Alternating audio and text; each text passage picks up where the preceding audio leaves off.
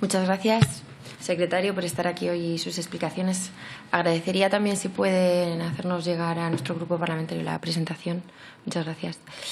Bueno, pues me gustaría comenzar mi intervención de nuevo incidiendo en que en España, lamentablemente, las políticas de innovación no gozan de ninguna prioridad, ni de presupuestos estables, ni de programas eficientes. Ustedes sé que todavía insisten en hacernos creer pues, que este Gobierno lidia batallas, ¿no?, para mejorar el peso de la ciencia y la innovación, pero la realidad es que ustedes, lo vemos ahí aquí, están prometiendo una estrategia española de ciencia, tecnología e innovación para los próximos 7 años, pero lo hacen sin presupuestos, sin explicar de dónde salen los fondos y sin ningún dato que nos haga pensar que lo vayan a cumplir.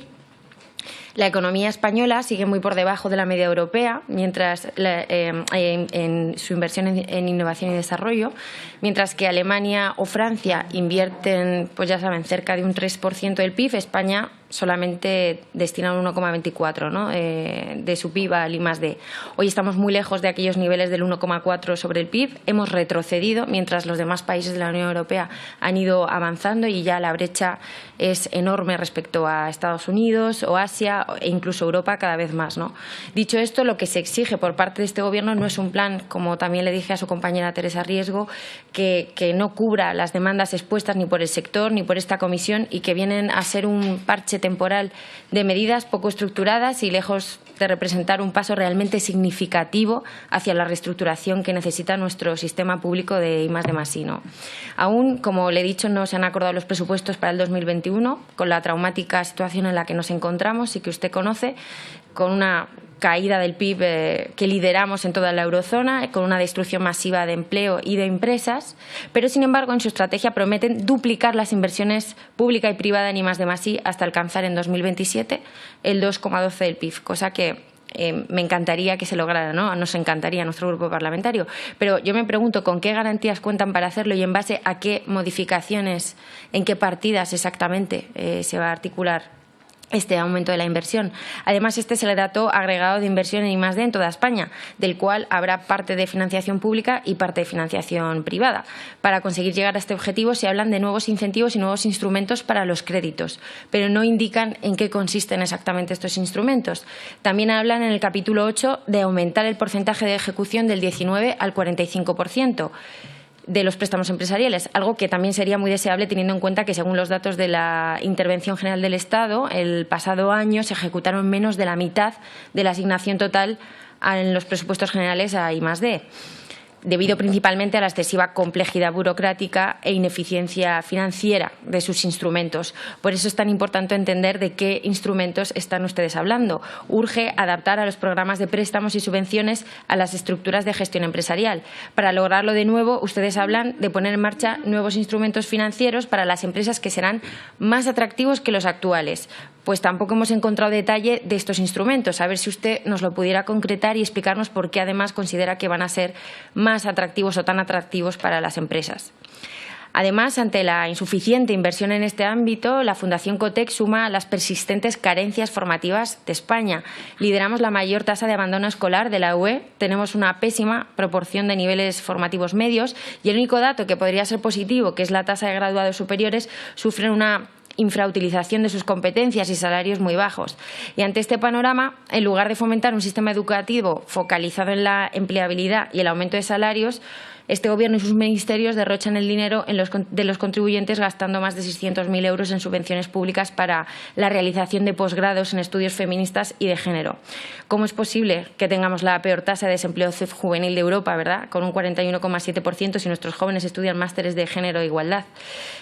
Cientos de miles de jóvenes científicos se ven forzados a emigrar para asegurar su futuro profesional y obtener un sueldo digno. Ojalá, de verdad, este Gobierno dedicara el mismo interés a la ciencia, a la investigación y al desarrollo que el que dedican a ponerle faldas a los semáforos y a legislar sobre los piropos o cambiar de nombre a las calles de este país. Las políticas de educación y formación en temas de digitalización y nuevas tecnologías, junto con estímulos y apoyo a la I+D para el sector privado, así como la financiación público-privada, son fundamentales para desarrollar nuestra industria. Nada de lo que, lamentablemente, podamos enorgullecernos de liderar. Si el objetivo es generar un tejido productivo basado en las fortalezas actuales, más innovador y dinámico, también me gustaría conocer cuáles considera que son esas fortalezas.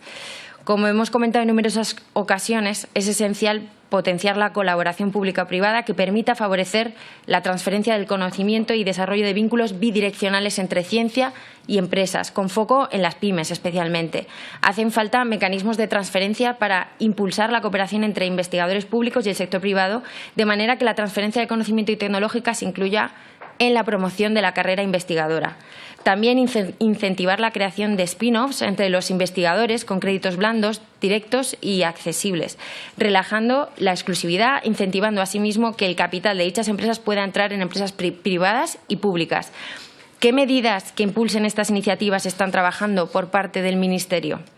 Los macroproyectos tractores que tanto la COE como el Foro de Empresas Innovadoras han definido a lo largo de estos últimos meses son muy buen ejemplo de esta necesaria colaboración público-privada.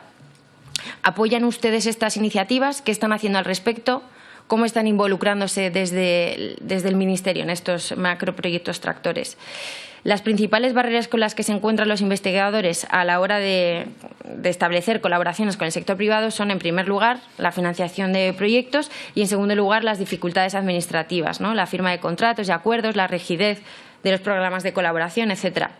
Ambas cosas dependen de las administraciones públicas, por lo que está en su mano poder mejorar significativamente la disminución de esas barreras. Aprovechando que tenemos un ministro de Ciencia del que podríamos aprovechar su conocimiento y experiencia con el mecanismo utilizado en Estados Unidos, resulta, la verdad, muy desolador ver cómo en este aspecto se ha avanzado poco o nada. En la estrategia planteada se proponen retomarlo y reforzarlo. ¿En qué estado está la revisión de los criterios de promoción de la carrera investigadora con relación a la participación en proyectos de colaboración público-privada? ¿Cómo se va a mejorar la vida laboral de los investigadores en España en los últimos años? ¿Y en qué estado se encuentran los sexenios de investigación? ¿Es consciente del escaso nivel de implementación de los sexenios de transferencia? Y si lo es, ¿qué están haciendo al respecto para mejorarlo? Y nada más, le doy la palabra a mi compañero Julio Trilla. Muchas gracias.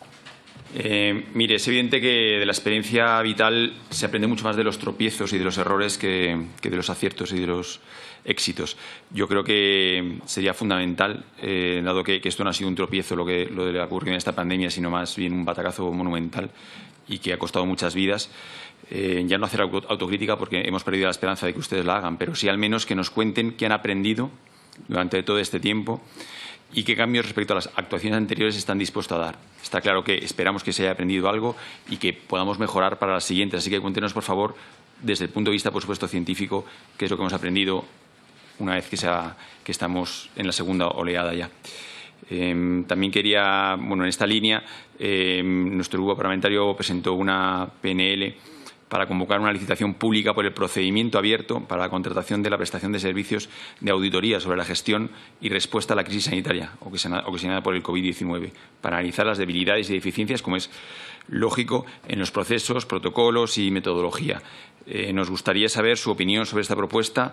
Hemos oído algunas opiniones, pero en particular queremos oír la suya y si apoyaría o aconsejaría esta cuestión.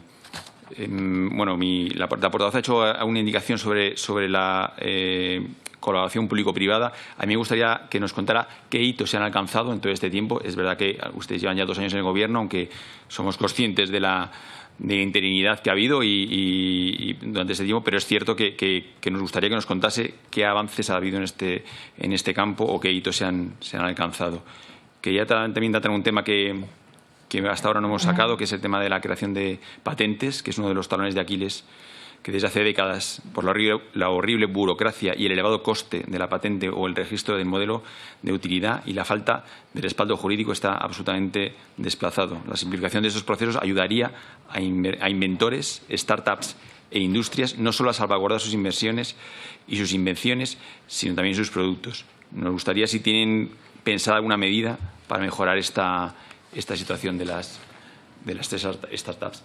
Luego hay otra pregunta que tampoco hemos sacado ni sus comparecencias en el ministro, que es ¿por qué desapareció la comisión delegada del Gobierno para política científica y cómo se gestiona ahora mismo la labor que esta comisión lleva a cabo? Nos gustaría. De acuerdo, gracias. Muchas gracias, presidente. Bueno, como cuestión previa, contestaré al portavoz socialista que parece que de una forma cotidiana nos regalará píldoras de falta de respeto hacia nuestro grupo. Mire, no vamos a hacer lo mismo que ustedes. Les vamos a dejar solos en el lado de la confrontación y del enfrentamiento. Y de nosotros no van a tener más que indiferencia, de verdad. Hemos venido aquí a hablar de ciencia y es lo que vamos a hacer. Miraremos también alguna pregunta, por supuesto, sobre la pandemia, porque obviamente es pues lo más trágico y lo más grave que nos ha ocurrido en las últimas décadas. Y ahí es, por supuesto, la preocupación número uno del ciudadano ahora mismo. Mire, resulta evidente el análisis de ver países de nuestro entorno que lo han hecho claramente mejor que nosotros. Es decir, que partiendo de cifras complicadas han remontado y han conseguido doblar las curvas que nosotros somos incapaces de hacerlo. Y no estamos hablando de países como Nueva Zelanda o Islandia, que tienen características claramente diferentes a nosotros, no solo sociales, sino económicas y, aparte, geográficas por el hecho de ser islas. Estamos hablando de países como Portugal, Grecia o Italia, que realmente han conseguido, pues eso, partiendo de cifras y de situaciones peores que las nuestras, pues ahora mismo estar en una situación clarísimamente mejor. Y nos centramos, por ejemplo, en Italia. Italia ha tenido cifras en algunos días de septiembre que son hasta 10 veces inferior el número de contagios y hasta 20 veces inferior en el número de muertos. Es rotunda la diferencia. Y dado que claramente este Gobierno ha sido incompetente a la hora de poner estrategias, porque las cifras dicen eso, no porque nosotros lo digamos, porque estamos en el top de lo peor del mundo. Ya que no hemos sido capaces de poner unas soluciones, ¿por qué no copiamos el sistema de otros que vemos que están teniendo éxito? De verdad que es una iniciativa que yo le pido que traslade. Italia ha sido capaz de salir de esto y poniendo medidas que obviamente han sido exitosas. Copiemos su modelo, porque estamos muy lejos ahora mismo de su camino y su trayectoria. No sé si alguien en su departamento, o sea, en su Secretaría General o en el Gobierno está haciendo este ejercicio, que es mirar a nuestro alrededor y ver los países que han tenido éxito, por qué han tenido éxito y si podemos copiar de alguna forma ese modelo. Recordarle que no me he contestado antes a la pregunta que le he hecho sobre su posicionamiento respecto a nuestra proposición no de ley de crear una auditoría de científicos para aclarar y para analizar pues eso, las deficiencias, las debilidades que hemos tenido, sobre todo en protocolos, metodología y procesos. Yo creo que sería esencial para afrontar nuevas pandemias y nuevas. Ha dicho usted que en la estrategia están recogidas todas globalmente. Desde luego coincidimos con el Partido Popular en que deberían de haber hecho un apartado de la cuestión más grave ahora mismo que nos atañe y que todavía somos incapaces de salir de ellas, pero desde luego nos gustaría o creemos que sería absolutamente necesario analizar esto para no cometer los mismos errores que hemos cometido. Un grupo de científicos independientes, por supuesto, y cualificados. Siguiendo por esta línea, nosotros también hicimos una proposición no de ley para la creación de un comité científico de carácter permanente, es decir, que asesorase al Gobierno en todas sus decisiones y en todas las ramas, no solo científicas, sino también pues eso, de actividad política en todos los ministerios, como ocurre en otras naciones como UK o otras de nuestro entorno. Sería algo parecido al comité de expertos que teníamos aquí, pero con carácter permanente, es decir, no creado ad hoc para la situación. De hecho, el comité de expertos se hizo muy a posteriori de que arrancase la pandemia y, como todos sabemos, algo que no sea una entelequia ni un holograma, sino algo que tenga, pues eso, cara y ojos, porque el comité de expertos del propio Ministerio de Sanidad confirmó que no existía. Nos gustaría saber tiempo, diputado. Sí, acabo ya. Nos gustaría saber también su opinión sobre este comité permanente, esta oficina permanente, para poder valorarlo. Y después la portavoz de mi grupo ha pedido garantías sobre los fondos. Ya sabemos que no están los presupuestos aprobados, pero nosotros hablamos de los fondos, bueno, ya he hablado de los fondos hasta 2027, nosotros estamos hablando de los fondos que había preparados para el plan de choque para el 2020.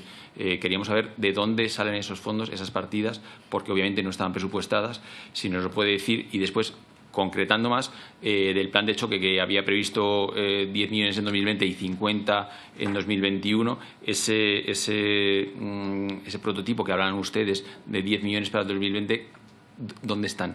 Si se están lanzando o no. Nos daría una alegría porque no somos conscientes de ello. Nada más, muchas gracias. Gracias a usted, diputado.